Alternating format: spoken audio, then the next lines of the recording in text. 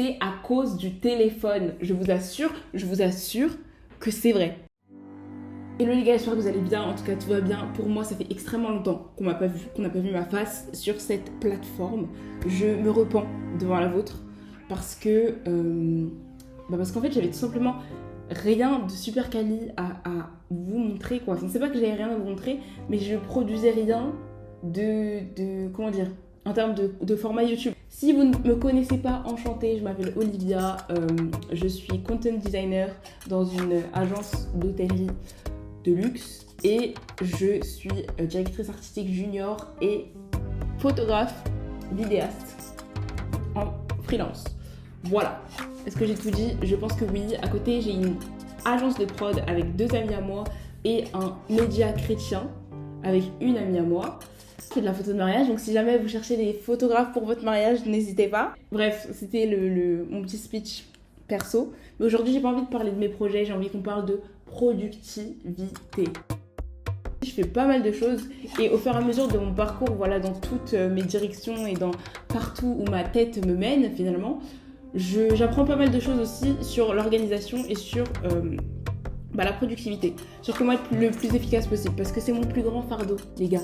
Si vous voyez je vais vous mettre mon Google Agenda, juste pour qu'on rigole. Voilà. Si vous voyez la tête de mon Google Agenda, ça fait peur. Carrément, des fois, je me pose pour respirer, je me dis, mais est-ce que j'ai le temps? Est-ce que j'ai le temps de respirer? À un moment, j'ai fait un Google Agenda. J'avais à côté un carnet avec chaque heure séquencée sur ma page. Je n'avais même pas ni manger, ni aller aux toilettes. À un moment, je suis allée aux toilettes et j'ai fait une crise d'angoisse.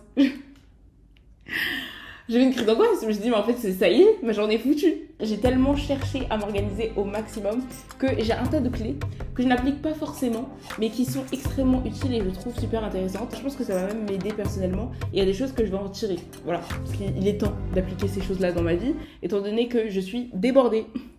Voilà. Non, plus sérieusement, j'aspire à de grandes choses dans la vie. J'aspire à vraiment impacter ma génération, j'aspire à vraiment laisser une marque, à vraiment en fait, aider les gens, etc.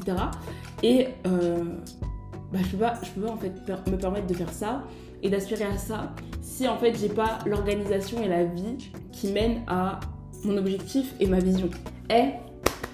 Aujourd'hui j'aimerais vous parler de productivité et j'aimerais vous dire que finalement ça a toujours été à cause du téléphone. En vrai, je pense que nos mères, nos tantes, nos grands-mères, etc., elles avaient raison. La clé de la productivité, c'est pas tout faire, c'est pas trop faire, c'est pas essayer de penser à tout, etc., etc. Moi, souvent, j'ai pensé dans ma vie, et je vous ai dit, je fais un tas de choses, j'ai toujours pensé, jusqu'à très récemment, que être productif, c'était tout faire. Que être productif, c'était accumuler un tas de tâches de fou, mais tu n'es pas productive, en fait, tu es juste débordée. Et c'est ça le problème. Parfois, on va croire que voilà, accumuler une centaine et une centaine de tâches, c'est ça être productif. On voit des vidéos de productivité, de filles qui sont là, donc je vous emmène dans 3 jours dans ma vie, productive vibe, machin. Des meufs, elles ont des to-do list qui font 400 mètres. Et ça, on appelle ça productivité. Non, tu n'es pas productif, en fait, tu es juste overbooké. Tu es overbooké et tu vas faire un burn-out. C'est la seule chose vraie, genre dans toute la vidéo, c'est que tu es overbooké, soit. Mais ne me dis pas que c'est de la productivité. La productivité, ce n'est pas tout faire. La productivité, c'est faire les bonnes choses au bon moment. Et c'est là la nuance en fait. Quand j'ai appris ça, les gars, je me suis assise dans ma chambre et j'ai regardé le mur. Je me suis dit, mais en fait, peut-être que j'ai brûlé Google Agenda, peut-être, on ne sait pas. Voilà, on ne sait pas.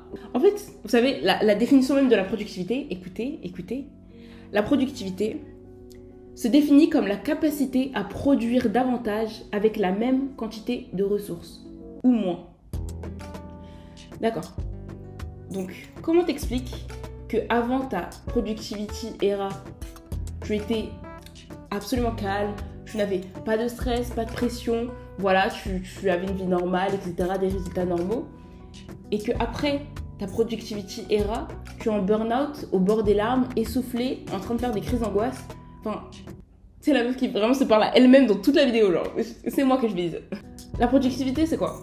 C'est que, imaginons, pour arriver à un résultat Z, tu faisais avant 10 actions et que maintenant, tu as réussi à faire en sorte de n'en faire qu'une seule pour pouvoir arriver à ce même résultat. Et donc, tu n'as plus à dépenser ton énergie dans les 10 actions, mais dans simplement une seule qui va te permettre d'avoir le résultat que tu avais en dépensant toute ton énergie initialement. C'est ça la productivité. Ça veut dire que, en fait, c'est que tu as réussi à automatiser une partie de ta vie pour faire en sorte d'avancer et que les choses autour de toi avancent sans que tu n'aies besoin de te fatiguer. C'est ça la productivité. Ce qui est productif, c'est de reprogrammer son cerveau. Comme je le disais dans la vidéo 70 000 pensées par jour, dans cette vidéo-là, ça, lorsque tu comprends ça, tu parviens à de la productivité. Parce que tu vas reprogrammer tes pensées pour pouvoir t'amener à un résultat que tu n'aurais pas atteint avant parce que tu étais trop distrait ou parce que tu étais tête en l'air ou que tu oubliais les choses de ta journée ou parce que tes pensées étaient mal orientées. Ça, c'est de la productivité. Si tu produis à l'épuisement, sache que tu n'es pas productif. Je sens que cette vidéo va incroyablement me parler et je vais la re-regarder et ça va me gifler. La clé de la productivité, c'est dans la régulation de la dopamine. Qu'est-ce que c'est que la dopamine ? La dopamine, c'est la molécule du plaisir et de la motivation. C'est en gros ce qui va pousser ton cerveau à répéter un comportement qui va te procurer du bien ou qui va t'amener au succès ou à ce que tu as répertorié dans ta mentalité comme succès. Chaque fois que tu vas terminer une tâche, que tu vas recevoir une gratification, que ce soit un like, je sais pas, une récompense, ça peut être de la nourriture, ça peut être X ou Y chose, ton cerveau va libérer de la dopamine. Et il va associer cette chose à une chose de bien. Et il va te pousser à recommencer pour pouvoir obtenir cette chose de bien. Pour pouvoir obtenir ce like, pour pouvoir obtenir cette gratification, cette nourriture, ce truc que tu as répertorié comme une récompense. C'est ça, la dopamine. Mais le problème, c'est quoi ? C'est qu'aujourd'hui, on reçoit beaucoup trop souvent. On reçoit des réseaux sociaux. On reçoit de par les notifications. On reçoit de par tout ce qu'on scrolle, etc., etc. Par même la musique, on est surstimulé. En gros, t'as tellement habitué ton cerveau à recevoir, que tout ce que tu vas faire, c'est pour pouvoir encore recevoir à la même intensité. Résultat, ton cerveau, en fait, va saturer et ta motivation va chuter. Ta motivation naturelle, elle va chuter. C'est comme un exemple. Vous voyez dans Mario, à chaque fois, quand tu veux démarrer, tu sais, t'es sur la piste de départ et t'as le et en gros, à partir de 2 secondes et demie, tu sais qu'il faut que tu commences à appuyer sur l'accélérateur, etc. J'étais toujours la plouque là, qui appuyait grave trop tôt et ma voiture, elle commençait à exploser, etc. C'est exactement la même chose qui se passe dans ton cerveau quand tu es surstimulé. Ton cerveau va recevoir un tas d'informations, ton cerveau va surchauffer et finir par exploser. Et je suis tellement bien placée pour dire ça si vous saviez. Et c'est là que ça devient un problème parce que, en fait, ça veut dire que si les choses ne me procurent pas une passion ou une envie extrêmement grande, j'aurai extrêmement de mal à m'y mettre. Ça veut dire que le problème, c'est qu'il faut que je sois passionnée. Exemple, mais je suis passionnée par Dieu. Je veux passer des heures avec Dieu. Je veux passer des heures avec Dieu. Je veux passer des heures dans mon travail. Je peux passer des heures à retoucher des photos, mais je ne peux pas passer 1 minute à réviser le code. Pourquoi ? Parce que ça va tellement m'ennuyer qu'en fait, j'arrive pas à me concentrer. Oui, je n'ai pas mon code, mais c'est la raison pour laquelle je n'ai pas mon code en fait. Mais si j'applique mes conseils, à la fin du mois, je l'ai. Voilà. Non, il faut que je l'ai avant 2026 parce qu'il ne faut pas abuser non plus. Mais la vie, c'est pas ça. Je connais aucune personne qui a pu impacter sa génération, impacter en fait le monde jusqu'aujourd'hui en faisant que ce dont elle était passionnée. Même dans tes passions, il y a forcément des faces cachées de ta passion qui ne te passionneront pas. Et tu ne pourras pas avancer si tu n'es pas capable de tout faire. Ça, c'est impossible. C'est impossible. Et en fait, le truc, c'est que il faut s'éduquer quant à ça. C'est important en fait. On parle souvent de oui, poursuis tes rêves, fais de tes rêves ta vie et de ta vie une réalité ou de tes rêves machin. Mais en fait, au bout d'un moment, il y a aussi une partie de cette réalité-là qui ne va pas être dans tes rêves. Mais tu seras obligé de le faire. Tu seras obligé de le faire. Je suis passionnée par l'entrepreneuriat, par tout ça. Et en fait, il y a tout le côté administratif qui me saoule. Ça me saoule. Mais en fait, ça fait partie du game, en fait. Si je gère pas la partie administrative, en fait, il n'y a pas d'entreprise. Il n'y a pas, en fait. C'est la base. Et donc, je peux pas baser ma vie sur la motivation ou sur la passion. Parce que la passion, en fait, dans passion, il y a passe. Tu sais, il y a des qui mélangent tout. La passion, ça passe. Voilà. Et une des manières vraiment pour pouvoir éduquer son cerveau, c'est de inverser la tendance, en fait, en termes de dopamine. Déjà, remplacer la fast dopamine par de la slow dopamine. Les réseaux sociaux, tu réduis. Le sucre, tu réduis. Je ne dis pas d'annuler, de supprimer totalement et de ne plus jamais manger de sucre de sa vie. Ne supprimez pas totalement le sucre. Régulez-le, simplement. Pareil, les réseaux sociaux, régulez-le. En plus, ça peut être un très bon outil. Hein. Dis-toi qu'à partir du moment où tu appuies sur le bouton envoyer, partager X ou Y chose, la terre entière peut y être exposée. C'est une dinguerie. Donc, la clé, c'est vraiment dans la régulation. Autre chose, toutes ces choses-là, il va falloir les remplacer par plus de slow dopamine. Donc quelque chose qui va te pousser à exprimer de la motivation, du plaisir dans le processus plutôt que dans le résultat. La prière, non les gars.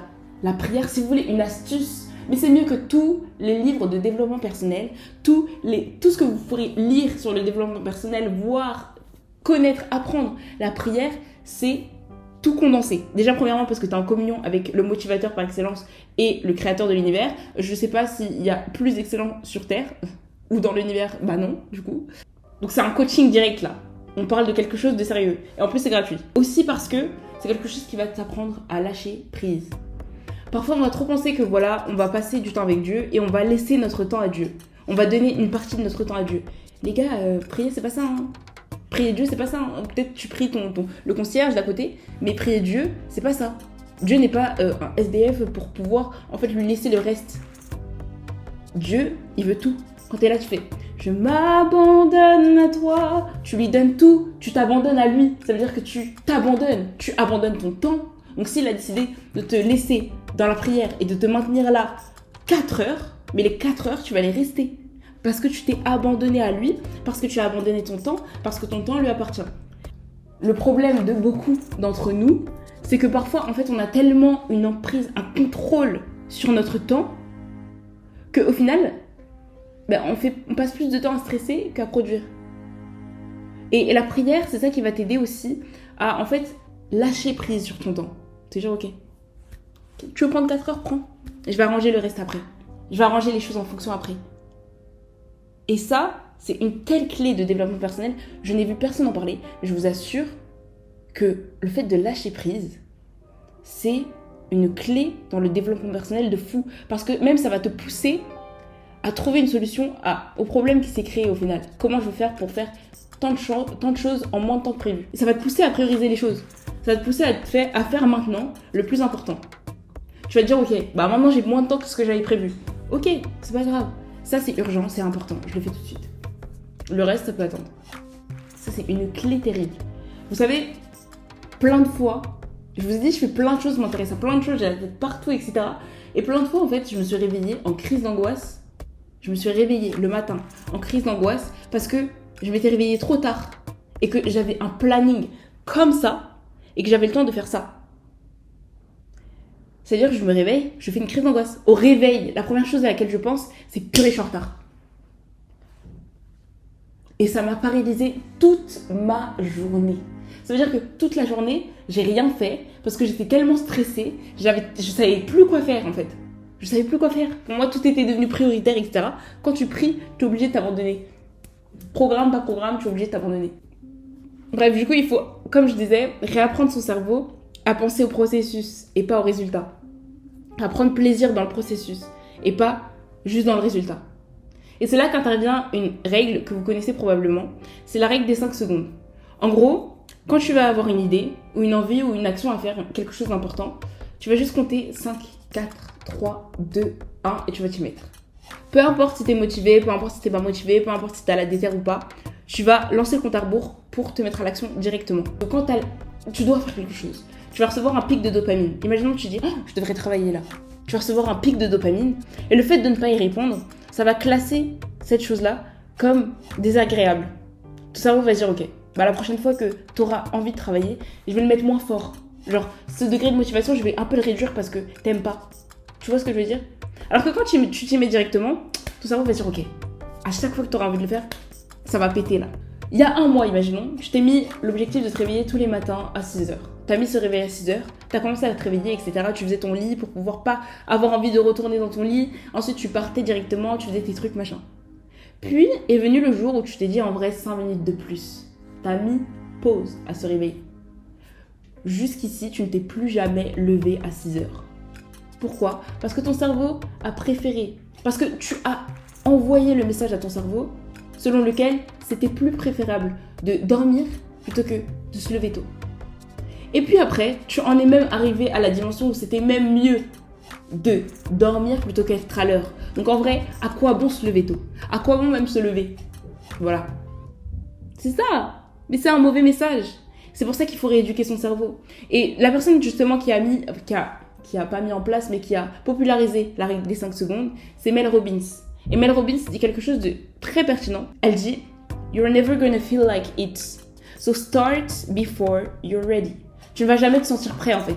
Donc commence avant de sentir cette chose-là. Avant de sentir que tu es prêt. Parce que ça va pas venir. Ça va pas venir. Donc maintenant, tu n'as plus d'excuses pour procrastiner. Moi-même, j'ai plus d'excuses pour pas passer mon code. Vraiment. Ça va jamais venir. La motivation de passer mon code ne viendra jamais. Mais c'est à moi de me dire, ok, ça y est là. Vas-y. Donc si là, tu avais prévu de faire quelque chose, mais que tu l'as pas fait et que tu es affalé devant cette vidéo, on va compter ensemble. 5, 4, 3, 2, 1. Vas-y. Sophie.